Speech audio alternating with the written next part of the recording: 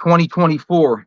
Hey, Neek, do you know what Kobe Bryant responded with when Phil Jackson asked him to guard Rip Hamilton in the 2004 finals? He said, I've been whipping his ass since high school. Sounds about right.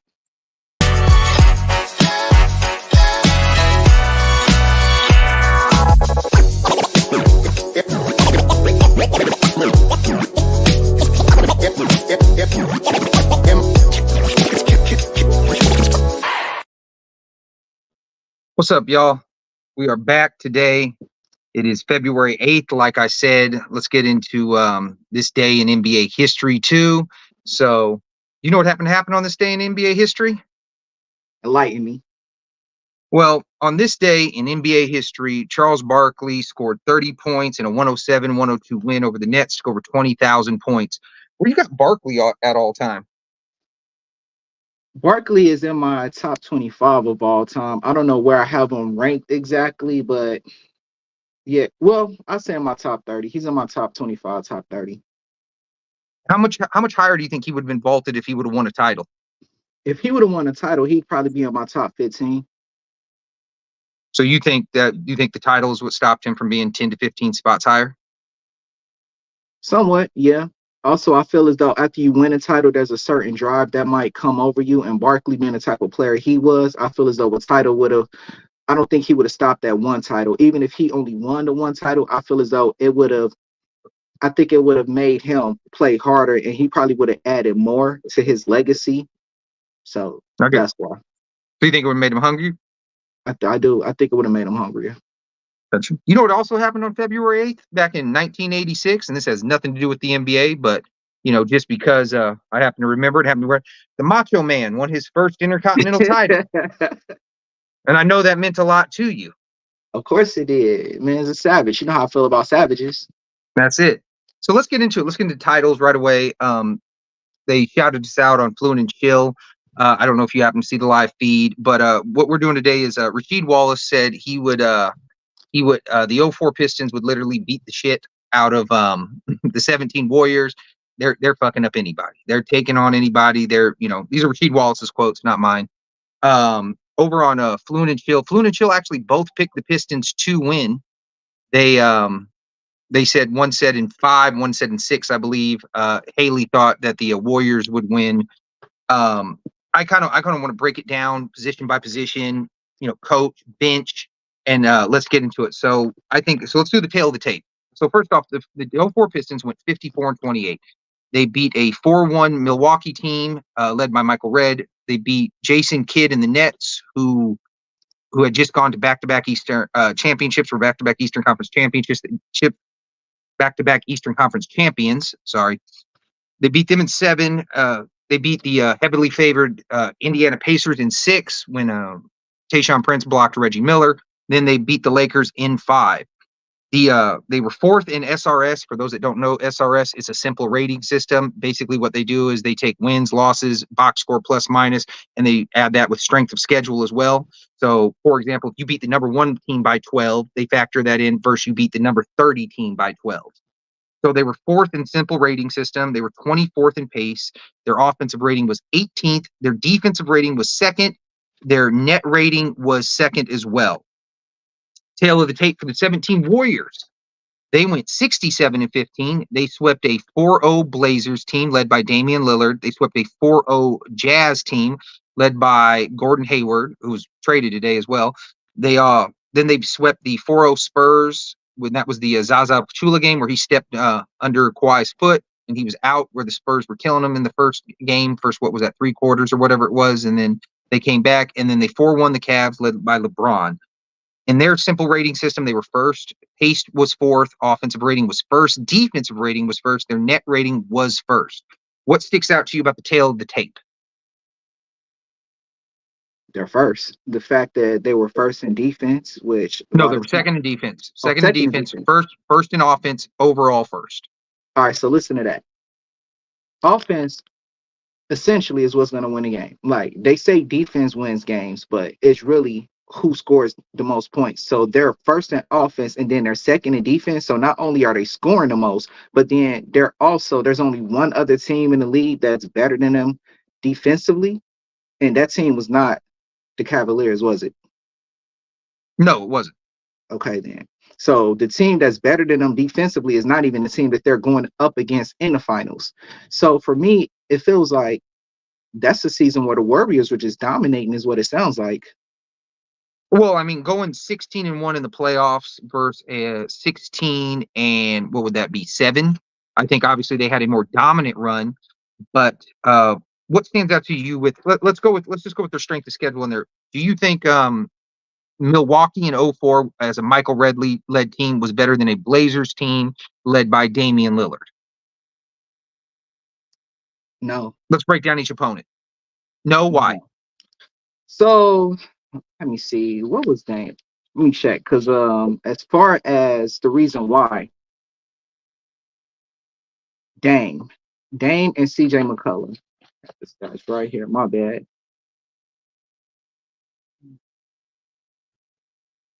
So up against Michael Redd was only averaging 18 points a game, right?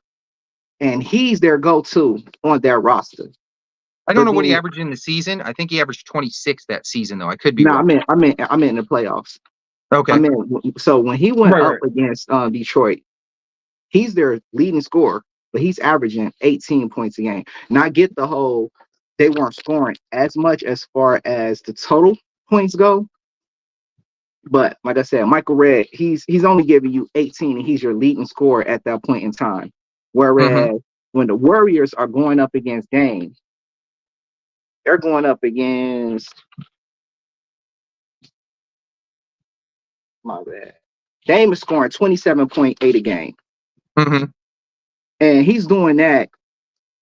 Granted, his threes was off. He was only shooting 28% from three, but he was shooting 43% from the field. CJ McCullough was helping him with 22.5, which is also more than Michael Redd. So we got two players already who are outscoring the top player for the Bucks. So that's why I'm going with Portland. I feel as though Portland was better because Portland's best player, Dame, is doing better than Michael Redd, and then their second best player, CJ, doing better than Michael Redd. So I'll go with that. I think the first round, I think it was I think they played a harder team against the Blazers than they did the Bucks. Let's break it down with the second round. So they swept the Jazz, the 17 Warriors, and the Pistons beat Jason Kidd and the Nets in 7. Who do you think's a better team there? The Nets. The Nets. That was a powerhouse. They were so deep. And that's the reason why it took them to game 7. So let's see, how are the Nets doing? We got Richard Jefferson giving you 19-8. We got Kidd giving you 9 assists a game to go with his 12 points. Let's see, we got even Kerry Kittle's giving you 13 points a game. He's contributing to steal. He's taking assists, a couple assists, actually getting boards, shooting 45% total. Kenyon Mm-hmm. Martin giving you 19, a block, a steal, assist, 11 rebounds, shooting 53%. Jason Collins even hitting you with a few points, just 3, but he's giving you something, giving you 3 with an assist and 4 boards. So, yeah.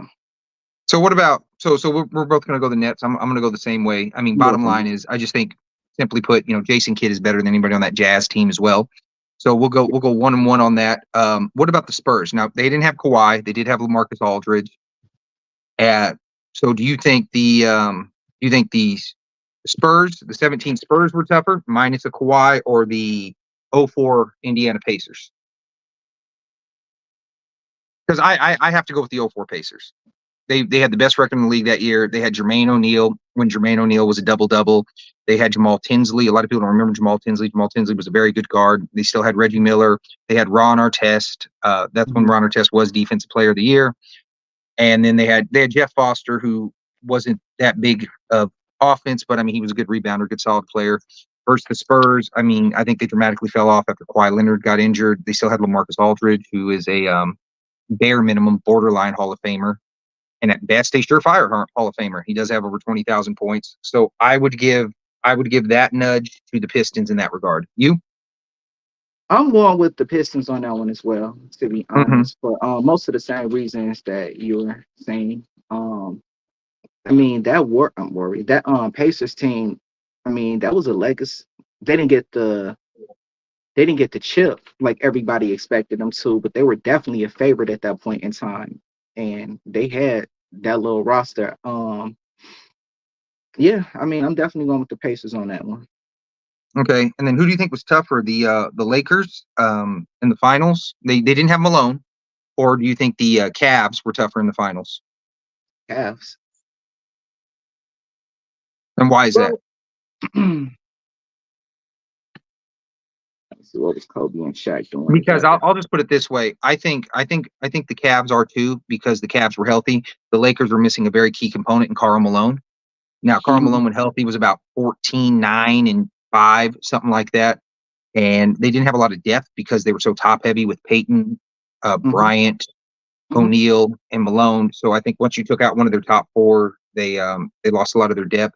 And then you replaced them with guys like Brian Cook, Luke Walton, things like that. And I just think the drop off was so dramatic. I think that was a big factor in the Pistons winning as well. I don't want to knock them or whatever. They might have won anyway. I don't think Malone was big enough to swing 3, 4 games, but I don't think it would have looked quite like the way it did. I don't think it would have been a 5 game, maybe 6, something like that. So the reason why I'm going with Cleveland is because I feel as though they had a tougher lineup as far as who was actually healthy and who was actually playing. The people that were Hmm. contributing. Like for instance, Hmm. Shaq and Kobe. Kobe scoring like 24 against the on Pistons. on on awful field goal percentage though. And matter of Awful fact, field goal. his last 3 games, I think he averaged like 17 a game, under 40%. So they really shut him down when they went back to Right. Detroit. Kobe won Kobe. Like you feel me? 24.5. And then also Shaq is only scoring 21.5. So Yeah, but they Shaq's found also shooting like 60%. right.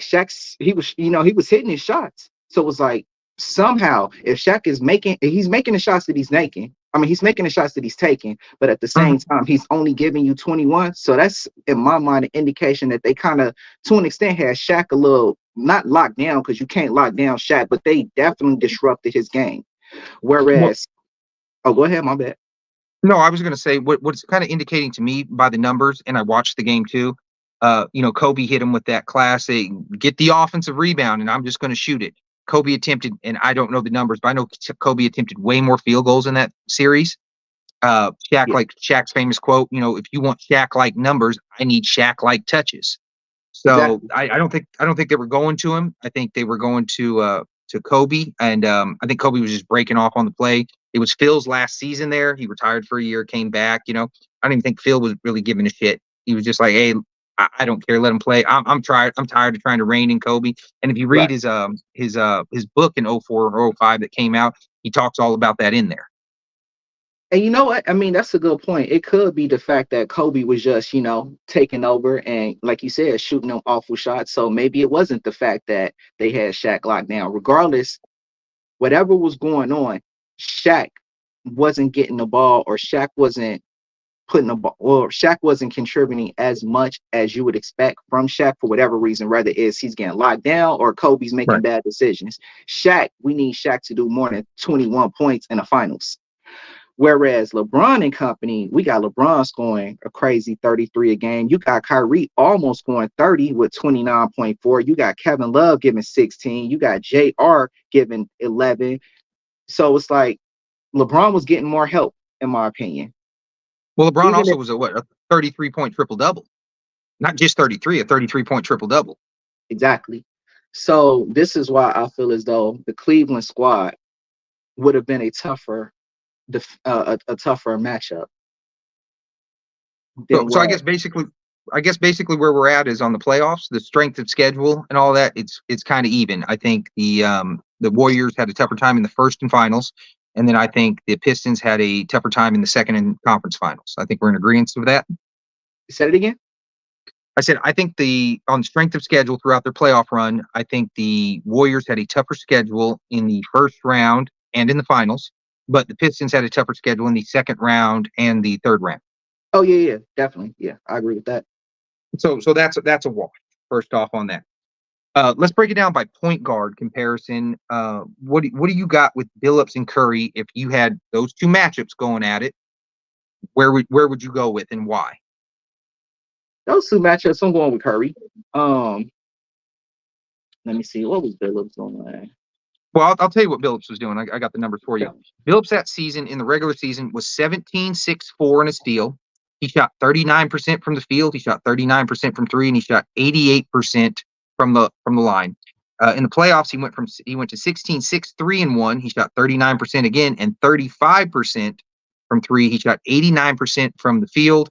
And where he really turned it up was in the finals. He averaged 21, 5, 3, a steal. He shot 51%, 47% from three, and 93% from the line is what Billups was giving you that year.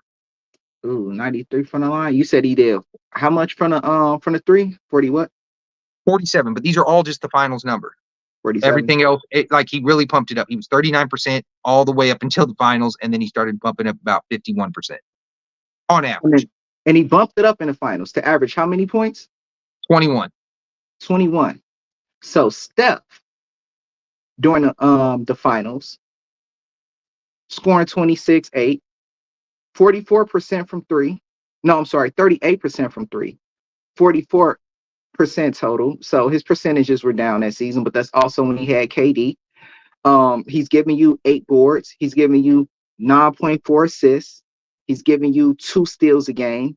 So I feel as though I'm edging Steph in this one. I mean, I'm going to edge Steph too. I think Steph is, obviously, if you have an MVP player, not an MVP player, Billups did make it even an All-NBA team, an All-NBA first team. That would be, and especially with the terrible shooting at 39% from the field for a year. I couldn't see Steph shooting 39%. So I would give the edge to Steph as well. I think, like I said, for Billups to take it up to another level, and I understand it was a different pace and all that, but I just, at that point, I don't see how you counter, generally speaking, 39% three shooting with 47% three shooting, 44, 42, 41, classic Steph numbers. So, yeah, I would go ahead and give that edge to Curry as well. Let's go to shooting guards. Let's go with Klay Thompson versus with Rip Hamilton. So what do you think? The 04 Pistons. They came in. So anyways, hold on one second. Let me add some people. No. You want to come in? You don't want to come in? You don't have to add me, but well, I'm just saying if you want to come in, you can come in. Listening in. If you don't want to come in, you can come in. So we can kick you if you want, or you could tell us what you think. Here's my question. Can I ask you a question before you go though? Sure, why not? Why not? Okay, so on the Shaq and Kobe thing, here's my biggest thing, because you guys said that you guys picked the Pistons because Shaq and Kobe are better than anybody on the Warriors team, correct? Oh, you were watching. I was just actually bringing in the video clip so you can play it at the end of your summary. Right. Yeah, I was watching. I was definitely watching. Okay. So, but here's my question. Durant that year in the finals, he was 35, 8, and 5, and it might be arguably the best Durant we've ever seen. Okay. Kobe, that was probably the 14th best version of Kobe. So if you have arguably, and you can say Kobe's better than Durant, that's fine, but is the 14th best version of Kobe better than the first best version of Durant? Yes. Oh, man. Oh, man, no way. Because the best version of Durant's an MVP. Because it is offense and defense. And offensively and defensively as a complete player, Kobe is better than anyone on that Warriors team. And Shaq in a Lakers uniform was better than anybody on that Warriors team.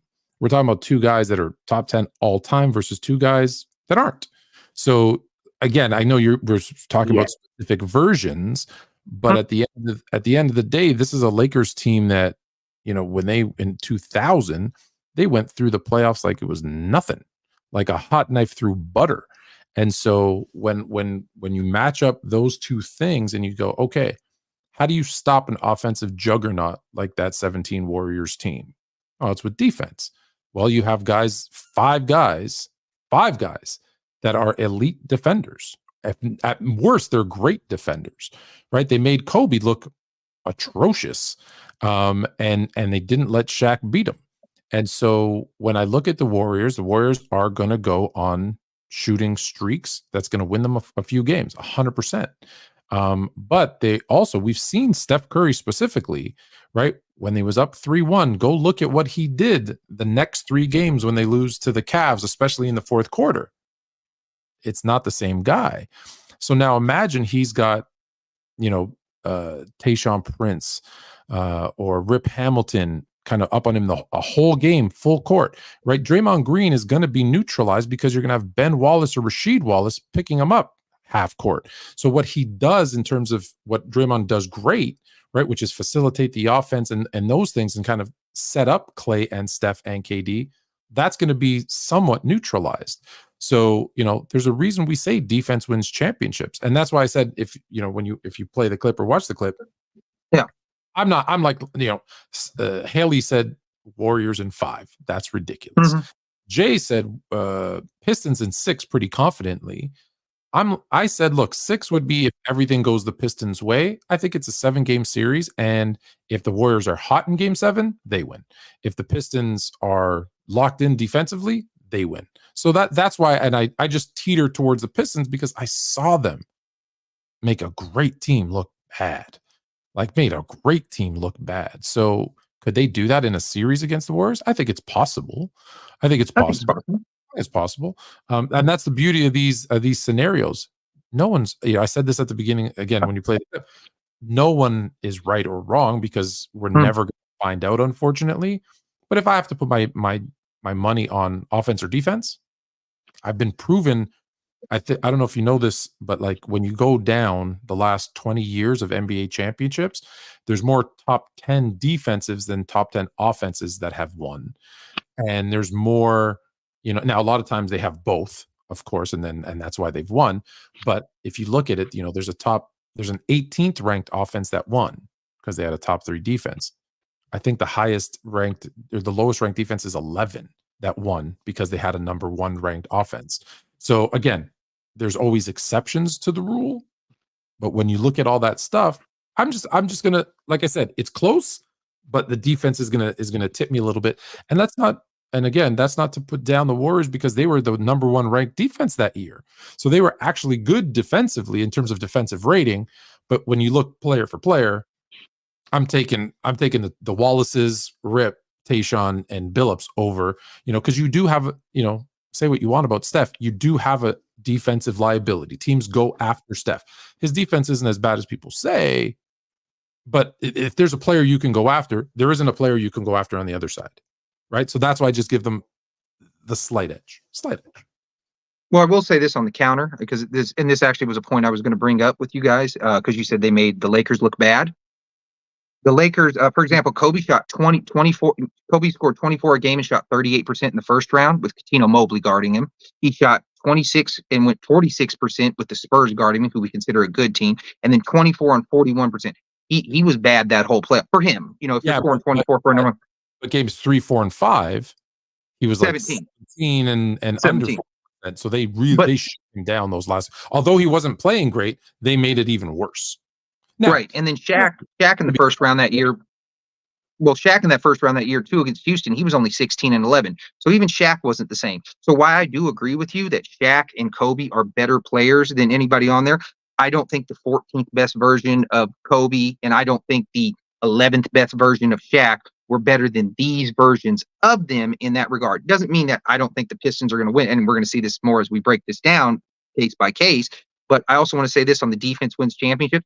Did you know in the last 45 years since the invention of the NBA three-point line, only one team has won it with a guy who didn't average 25 points a game at some point in his career on their team, and that was the 04 Pistons. So a dominant scorer has really been what's shown us what wins titles. You look at all the dominant scorers, they are the ones that win titles. Huh? The exception just happens to be the team that we're the Pistons. Yeah. Right. It happens to be the exceptions, and that's why this battle's fun, because they are the only exception to the rule. And if it was any other defensive team, I might have been swayed to go with the Warriors. But this particular one, again, super close. Also, I mean, something that did stand out to me too is I feel as though just record-wise in general, that Warriors team was a better team than that Lakers team at that point in time, too. I mean, the Warriors that season, they were what, 67-15, where you got the Lakers. That Laker team was only a 56-26 team anyway. So I feel as though that in Yeah, itself is showing you that at that point in time, the Warriors were a better squad than what that Laker squad that Detroit had to go up against is. yes, record wise, but the other thing is you have to keep in mind this is a team that just three-peated. But they played a lot of games. You know, it's almost impossible. There's only three franchises that have ever three-peated. So when you look at that, and then you're like, okay, now, sorry, yeah, three times, right? Lakers, Bulls, Lakers. Yeah, there you go. Yeah. I just want to make sure. Well, no, Celtics. Sorry, Celtics. Yeah. I keep forgetting the Celtics. So yeah, it's for three franchises: Celtics, Lakers, and Bulls. And when you look at that, it's like if it's that hard to three-peat, imagine trying to go for a four-peat. You also but wait, that's the thing. In 03, they lost in the second round, so they were coming off a loss. Yeah. But didn't they also have Lone and Gary Payton? They did, but what I'm saying is they weren't coming directly off a three-peat. They were a year removed from it. But a lot of games. A lot of games, definitely a lot of games. But the Warriors had a lot of games too, because remember, the Warriors had been winning and had been dominating during that period too. So they're also coming back from having to play an extended season. No, in 17 they'd come off two finals appearances, a win and a loss. And KD should have been fresh because he had gotten beat by the Warriors and then jumped ship. So, but my point is, the Warriors, you're absolutely right. The Warriors were a great team. I'm just in matchup though, it's still a bad matchup for them. Because they've never eras, right? The Warriors never saw defense like that 04 Piston team ever. Now, counter, Pistons never saw an offense like that Warriors offense too. Exactly. That's why I say it would be 7 amazing games. And I'm just, like I say, it's like if it's 51-49, I'm going just 51 for defense because defense wins. But there's, like I said, but if KD gets hot, if Curry gets hot, and then it goes the Warriors' way, 100%. It comes down to literally fourth quarter, game 7. Who's on their game in the fourth quarter of game 7? I wish we had a way to make it happen because that'd be crazy. Well, I'll be honest with you. I saw Steph in fourth quarter of game 7. If that's what it comes down to, then I would like the Pistons in that scenario. Well, there you go. There you go. But KD, on the other hand, KD's different. KD's different, right? Well, and the good thing about, and I'll say this is what made the Warriors so successful. Curry had no issues getting his and deferring to KD at the same time, which was crazy because when you see his drop off, it's minor. And if you actually see his points go down by a like really small amount, but then he picks up his assists and rebounds, which is weird, and rebounds to make up for it. So he's like, hey, KD's going to score a little bit more. No problem. I'll do these other things that you were like, oh, I didn't know you could do that. And since then you've seen KD for a point guard, he's actually a pretty good rebounder. Like I think at some point this last season, he was actually leading or second in his team in rebounds, which shows you the problems with the current Warriors. But yeah, it's it'd be a fun matchup. Yeah. So so we're going breakdown. You want to stay around for a while? Or you got to go. I got to bounce. I don't know. I'll send this. I don't know if you can keep this. I'll send it to you if you want it. But if not, I don't know if you want to play it. It's 4 minutes of myself, Chilltown Hoops, and our. We're gonna break. If you sent it to me, we'll play it at the very end to see what you guys think. But like I said, we're doing a position by position breakdown. Enjoying watching. Yeah. So, anyways, okay. Well, we'll boot you. So you go ahead and have a good night. But yeah, keep watching, and we'll see what happens. All right, later, fellas. All right. So now we're on the after we were so rudely interrupted right there. Duh, bro. No, I appreciate that actually. No. I liked him coming on. Actually, he's supposed to come on Monday. If anybody wants to watch, we're gonna actually debate a Jordan guy, anti-Jordan guy. He claims he's the biggest anti-Jordan guy in the world. His page has got like, I don't know, 1 billion clicks, a lot of subscribers, and he says he can prove that Jordan is even in the top 100. So we're actually gonna have Fluent on Monday to help us get to the bottom of that. But back to the Warriors and Pistons matchup. So we got Rip Hamilton versus Klay Thompson. Klay Thompson that season was 22, 4, 2, and 1 with splits of 47, 41, and 85. His playoffs, he dipped down tremendously, 15, 4, 2, and 1 with 40, 39, and 79. And I mean, he bounced up a little bit, but not really anything significant, to 16, 5, 2 with 43, 43, and 71 in the finals. I think it's wild that he was only shooting 71% in the finals from the free throw line. But yeah, and then you had Rip Hamilton that year. He was 18, 4, 4, and 1 with 46, 27, and 87 splits. He jumped up to 22, 5, 4, and 1 in the playoffs with 45, 39, and 85 splits. And then in the finals, he was 21, 5, 4, 1, 40, 40, and 85. Who you got? You got Klay or you got Rip? Unfortunately, I got Rip. I got Rip on that. It's mainly based on that finals, that dip that Klay took going into the finals, whereas Rip, he was doing better. He was doing better. Yeah, I got Rip as well. I like Rip's movement. I do like Klay's threes. I mean, 3 is worth more than 2, so I do like the 3 over the 2. But I like Rip Hamilton. First off, he's a way better dribbler. I don't think Klay Thompson can dribble at all. I think Rip can pass a little better. I do like the 3s over the 2s, but that's really the only element of Klay's game I like over Rip. So, let me ask you this. Go ahead. My bad. Let me ask you this. How bad of a shooter was Rip Hamilton from 3? Well, I mean, in the playoffs, I mean, he was 39-40, but he was only shooting 27. But you also have to understand, Rip really wasn't a 3-point shooter. He was a mid-range shooter. I know. That's my point, though. So I think he was decent. Yeah, I think he was a decent 3-point shooter. I think he went from, it depended on the season. You know, I mean, he was always good. He was always, I mean, other than the 27. But I mean, I felt very confident in Rip shooting 35% and that he should be taking 3s. Nobody was going to pull Rip from taking 3s. You know, he wasn't that Andrew Bynum dribble up and shoot the 3 and get pulled immediately. So yeah, Rip was a good 3-point shooter. I don't think he was a great 3-point shooter. Right. So the reason I was saying that is because you got Rip, who is a good 3-point shooter, like you're saying, and a better ball handler than Klay. He just wasn't in a program where he had that green light to shoot like that, or maybe it was just that style of play where they just weren't so confident and comfortable flinging 3s up like the Warriors are. But based on it, if Rip had the same green light that Klay had, he would have been a much bigger player. I mean, not only that. I mean, even if he practiced the 3 like Klay does, a lot of these players didn't practice it. You know, it was taught. You know, 2, 3 wasn't a good shot. You know, especially like someone like Rip, who was born in the 70s. So we got Rip.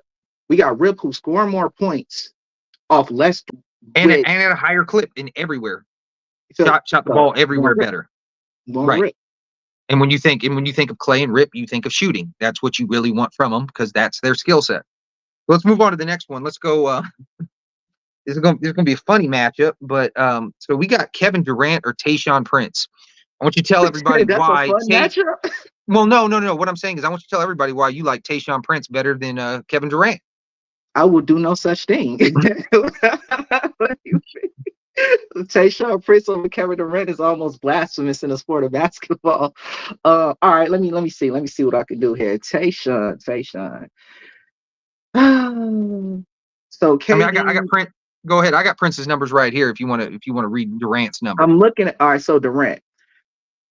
First of all, he was MVP for the finals.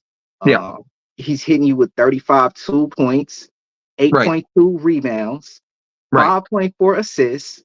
He giving you a steal, 1.6 blocks. He's shooting 55%. He's shooting 47% from the 3s. I'm sorry, Tayshaun. No. No, sir. Well, hold on. You don't like Tayshaun's 10, 1, 1, 2, and 5 stat line at 47, 36, and 77, or his playoff line of 10, 3, 6, 3, 1, 1 with 41, 27, and 75 splits. What about finals? 10 points, 7 boards, 2 assists, 2 steals, 39% from the field with 19% from 3 and 46% from the line. Yeah, no, I don't like that. What about his defense numbers? His defense? Yeah. I mean, Tayshaun he's known for defense, so, but at the same time, I don't feel as though that's enough to edge him over KD at that point in time. Well, here's the thing with Tayshaun. Tayshaun was 6'9", I believe, and extremely long, but Kevin Durant is 7 foot and long. I don't think Tayshaun's length bothers Kevin Durant the way it bothers normal small forwards. Like when he was guarding a Paul Pierce at 6'6", he had the height, the length, things like that. And I don't think go ahead. Tayshaun Prince versus LeBron. Who do you think is the better defender there? I mean, well, with the way LeBron plays defense now, I'm the better defender. Okay, fair enough. So I mean, I'll put it away. I'll put a prime locked in, engaged LeBron. I go with LeBron as a better defensive. I watched LeBron shut down the MVP. So when LeBron, that season, that finals 2017, LeBron was still a good defender then, no? Yeah, he was still a good defender then. And KD is doing his thing. KD is doing whatever he wants. He's hitting shots on LeBron left and right. So the fact that even LeBron, who's still great defensively at this point in time, he couldn't stop KD. I don't think Tayshaun Prince is doing nothing with KD. Well, I don't know if LeBron was great defensively in 2017. He was great when he wanted to be. He took plenty of nights off. He took plenty of plays off. But yeah, he could lock in when he wanted to. I remember the next year when you saw him with that block on Jason Tatum, and I'm not saying one play makes it, but and I mean LeBron who plays 1.5 mil a year for his body. You know what I mean? Obviously, I guess at that age, those amount of minutes, you just can't do it like you. Yeah. So yeah, I got KD over Tayshaun Prince. We're shocking the world over here on the HoopStorians. So let's go with the next matchup. Let's go with Draymond Green versus Rasheed Wallace. Wallace.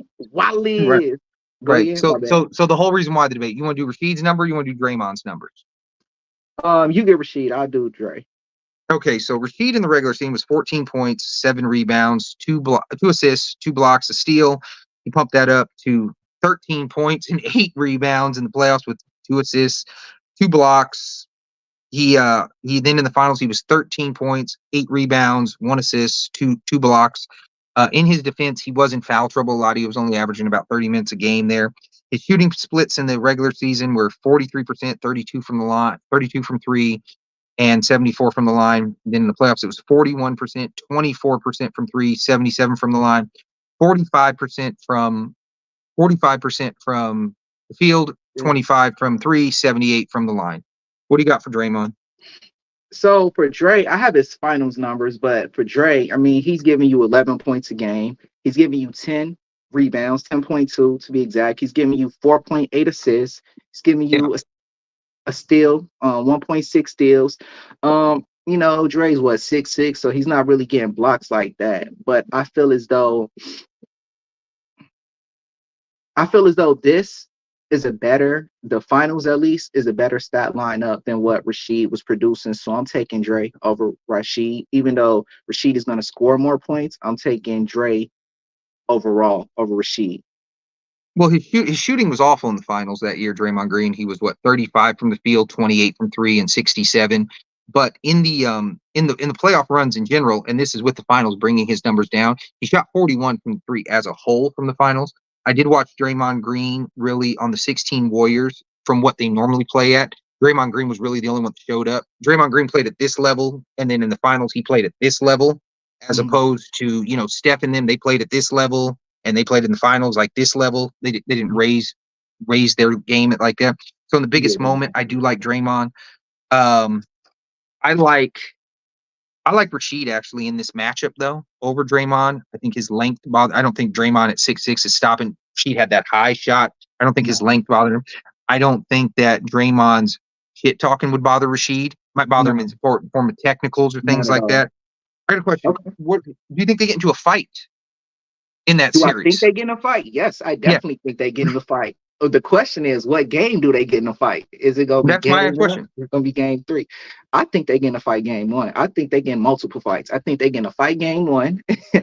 As long as there's no suspensions and nothing like that, like, maybe it's fake verbal or something like that, ticky-tack stuff. Do you think they get physical with it? Let's put it that way. Do you think it gets to the point where they get ejected and they miss games? Ooh, in the finals? I would hope not, but I could definitely see it with those 2 personalities. I could see it. Part of me is like, okay, cooler heads will prevail and they stop themselves from doing something stupid. But then again, we've seen Draymond get himself kicked out and suspended during the finals. So yeah, Well, I think they get kicked out. I think those two players do get ejected at some point. Yes.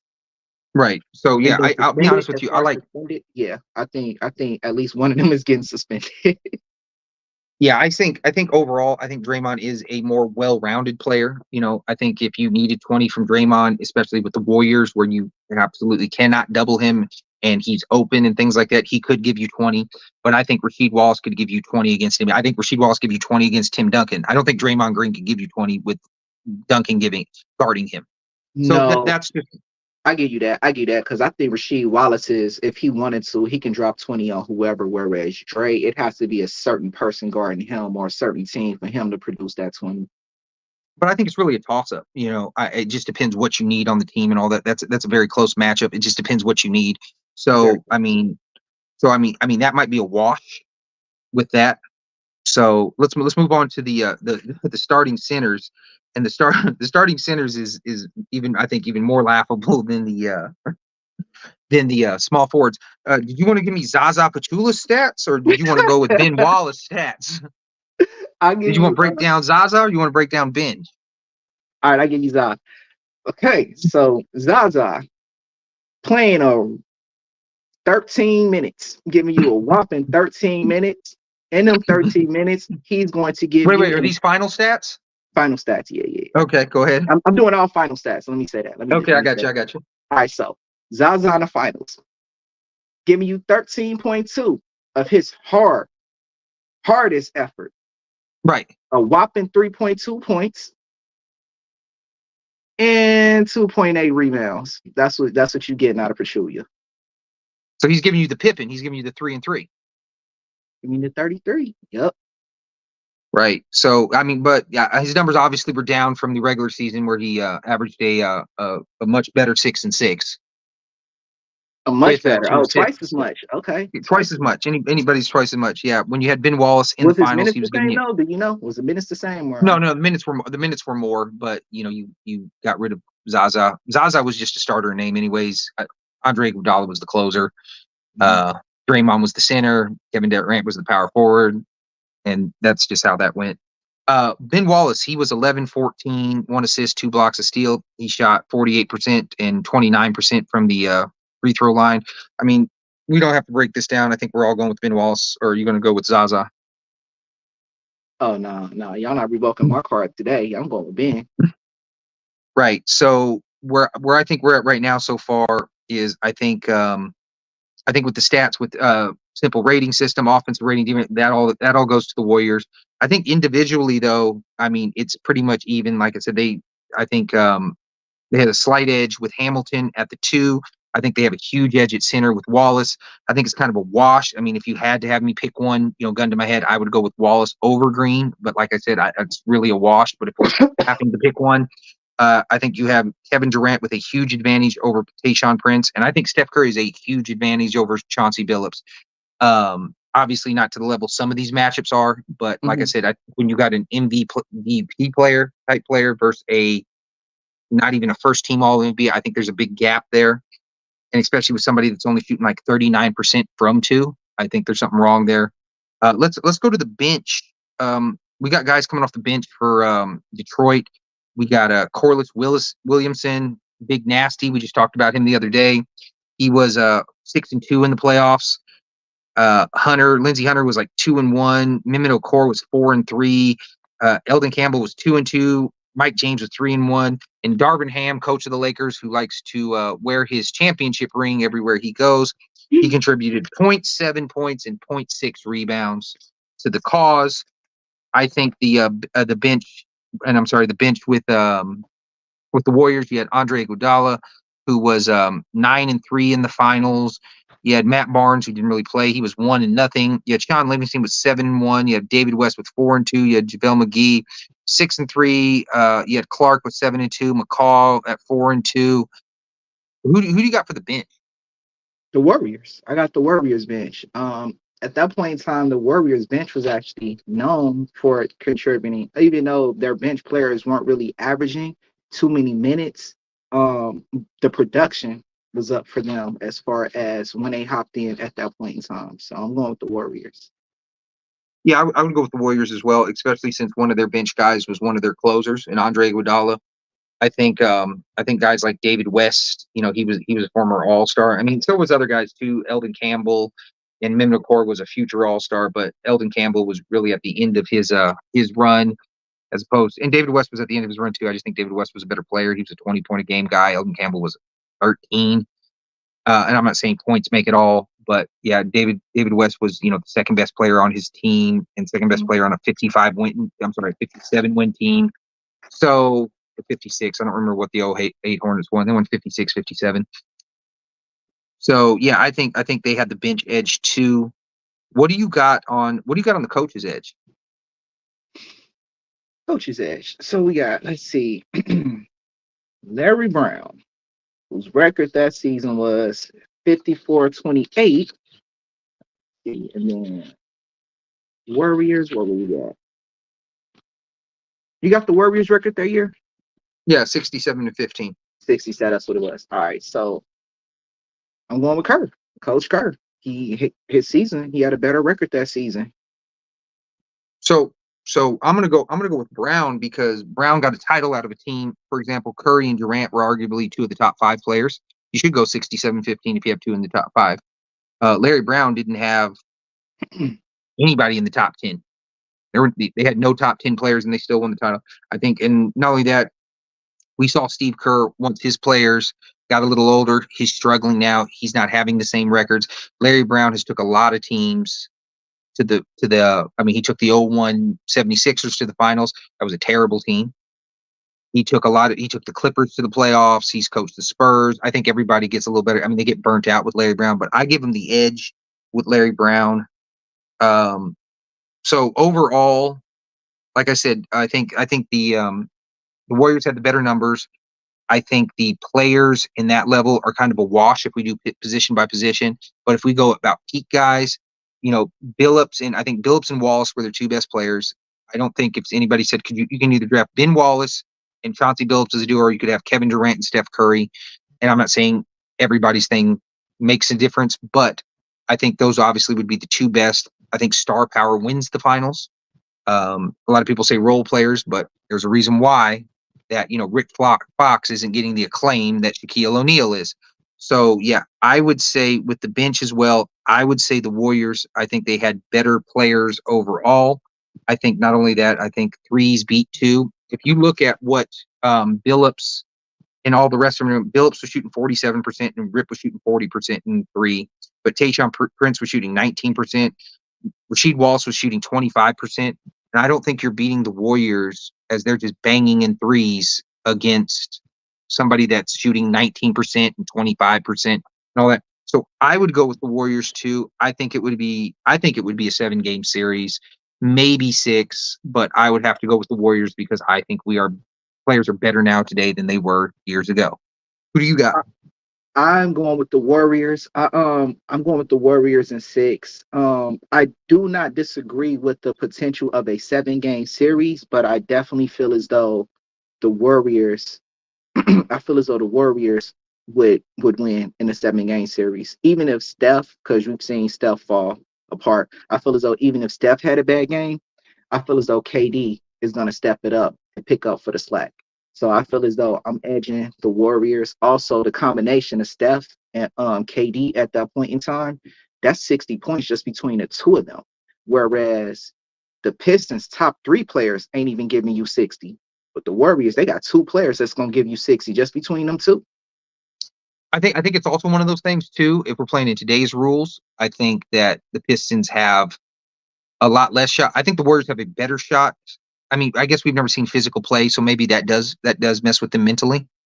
Mm-hmm. But I think the Pistons, so I guess what I'm saying is I might hedge with the Pistons, and I know this is going to be a cop-out answer, but obviously I think the Pistons have a much better shot in the 04 rules versus today's rules. Mm-hmm. So I think that's it. But if we're playing in today's rules, yeah, I definitely have the Warriors. Yeah. You'll go with that too? So there we go. So we got the Warriors moving on. We got a 3-2 vote over that. So no, it's a good ranking. And we'll see where it goes. Speaking of rankings, I want to rank something else. I want to rank Jordan comparisons.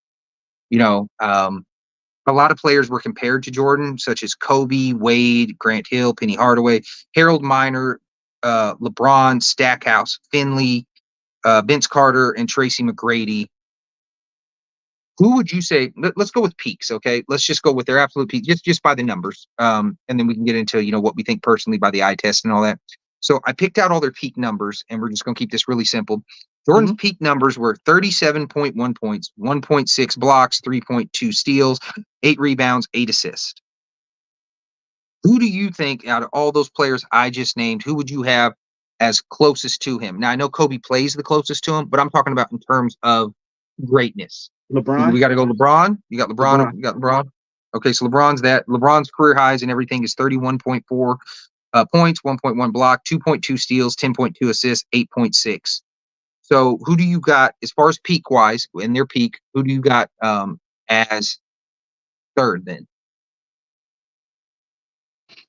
In their peaks. Ooh. So here's who we got. We got Kobe, Wade, McGrady, Hill, Vince Carter, Jerry Stackhouse, Penny Hardaway, and Michael Finley. So in their peak, I'm going. Oh, Jesus, this is hard. I'm going Wade. No. Kobe. I'm going Kobe next, then Wade. Okay, so here's the numbers in comparison. Kobe averaged 35, Wade averaged 30. Kobe got a block, Wade got 1.3 blocks. They each got 2.2 steals. Kobe got 6.3 assists, Wade got 7.5. Kobe got 6.9 rebounds, Wade only got 5.7. So you're confident in Kobe and then Wade. I'm going Kobe, Wade. Okay, well, who do you got after that? So we got McGrady, Hill, Vince, Stackhouse, Penny, Finley. I'm going McGrady, then Vince, then Hardaway, then Hill. Okay, so let's just go with so you got McGrady behind Wade. So McGrady averaged more points than him, 32 to 30. He got more blocks, 1.9 to 1.3, less steals, 2.2 to 2.7. The assists went to Wade, 7.5 to 6.5, and McGrady got 2 more boards at 7.9 versus 5.7. Why would you go with Wade over McGrady at their peak? We're going with clutchness, rings? But couldn't we say that? But couldn't we say that as far as that goes, if McGrady had Shaq on his team like Wade did, or had LeBron on his team like he did, wouldn't he have rings? And obviously, it's speculation. We don't know that. So then what's the difference? Because McGrady had, an old Patrick Ewing and an old Sean Kemp when he was really at his peak. That's the difference. He didn't have the rings. I mean, I get what you're saying as far as he didn't have the same players. Yeah, I get that. But at the same time, you got to make do with the team that you got. He didn't. Okay. Before Shaq got to that team, Wade was killing it. You feel me? It's not like Wade was a scrub and then Shaq got to the team and all of a sudden they're contenders. No, they were already contenders. Okay. Makes sense. Okay, and then you got Vince Carter, Penny Hardaway, and Grant Hill. Let's just go with the numbers. Vince did all these career highs were 27.6 points, 1.5 blocks, 1.6 steals, 5.1 assists, 6 rebounds. Penny was at 21.7 points, 0.6 blocks, 2.3 steals, 7.2 assists, and 5.8 rebounds. And you're still confident with Vince over Penny? I am. Okay. And then what about Penny over Hill? So, like I said, Penny was 21.7. Grant Hill was 25.8. Penny was 0.6 blocks. Hill was 0.8 blocks. Penny was 2.3 steals. Hill was 1.8 steals. Hill was 7.3 assists. Penny was 7.2 assists. Hill was 9.8 rebounds, and Penny was 5.8 rebounds. Penny did get to finals and conference finals, but he was the second best player on Shaq. Grant Hill obviously never had that. So when Penny was the leader of the Magic, he never got out of the first round either. Same thing as Grant Hill as the leader. So if they're both not getting out of the first round as the man and Grant Hill's putting up the better numbers, why would you put Penny over Hill? Same thing goes with Carter for on the subject, because I think Hill clears Vince in rebounds, assists, steals, not blocks, not points. But he also didn't shoot threes either. Vince worked on his 3. That's actually part of why I edge Vince over Hill is because I watched the development of Vince's 3-point shot. Okay. I remember that Philly series watching him go up against Iverson, and it was just like, yo, this man been in the gym. It was a scary season for us as a Philly fan watching that. And I got a lot of respect for him based on that series alone. But then, like I said, his 3-point shot got better as he went on. Okay. As far as Hill and Penny, for me, it's almost a toss up, but I edge Penny. I get what you're saying as far as when they were the man, they had similar levels of success when it was all riding on them. But career-wise, Penny, he saw more success than what Grant Hill did over his all-around career. Mm-hmm. I don't know that Penny would have been better or worse had he not got Shaq, but I definitely know when Penny came to the league, he had a very similar buzz to what Grant had when he came to the league. And I feel as though, they're very similar as far as what they bring to the league, except Penny is that distributor. Penny is that dude that's going to help other players around him get better and get buckets. So that's part of But what let's go with that distributor argument. Hill averaged more assists than Penny with less talent. I mean, I would say if I had Shaq on my team, it would be easier for me to get buckets than someone like a Lindsey Hunter or a Don Reed or a Theo Ratliff or anything like that.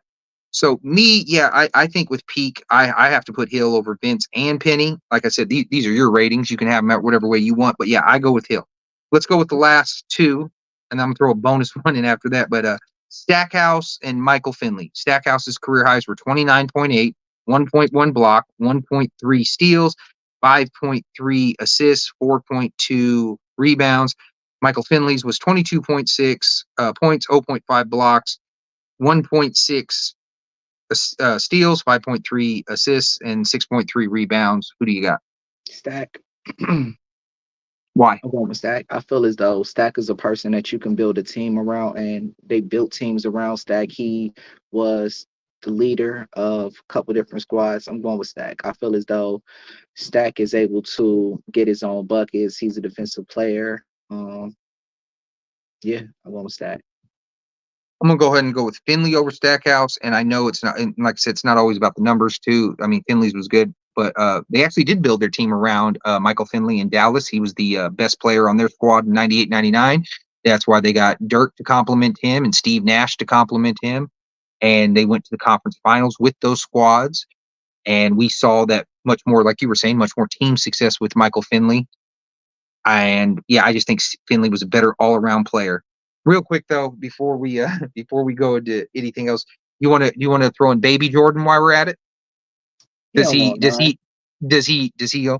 I'll tell you what, I did something, just for him to get him a little bit higher, but per 36, because he never once got there.